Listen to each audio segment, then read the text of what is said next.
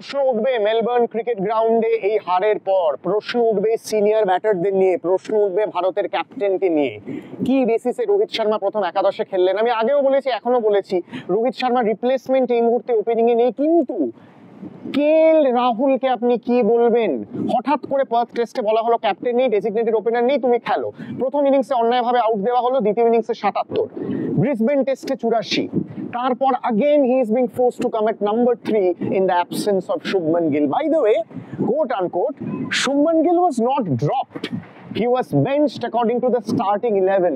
And what is your starting 11? A walking wicket at the top. Rohit Sharma আমার অসম্ভব পছন্দের cricketer.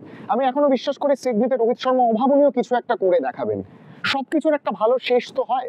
চাইবো রোহিত শর্মা যেন নিজের টেস্ট ইনিংস, নিজের টেস্ট ক্যারিয়ার ভালোভাবে শেষ করেন, but at what cost? At the cost of a Border Gavaskar trophy, we don't know.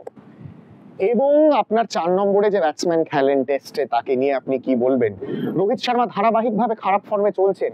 এমসিজিতে first ইনিংসে যে শটটা খেলে আউট হলেন, clearly in two minds, his mind is telling him something, his head is telling him something, his bat is doing something. What about Virat Kohli?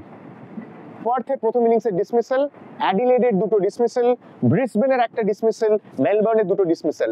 6টা dismissal দেখলে মনে হবে first বেঞ্চের থেকে কেউ প্রশ্নপত্র কপি করেছে, কেউ উত্তর কপি করেছে, এবং তার কপি করার এত নিখুঁত বিদ্যা সে এদিক ওদিকও করছে না। ফার্স্ট বেঞ্চার যে অঙ্ক করেছে, লাস্ট বেঞ্চার দেখে এক্সাক্ট হুবহু সেইটা টুকে দিয়েছে, যেটাকে আমরা ইংরেজি ভাষায় বলি কপি পেস্ট, আর একটু পলিশ ভাষায় বলি জেরক্স।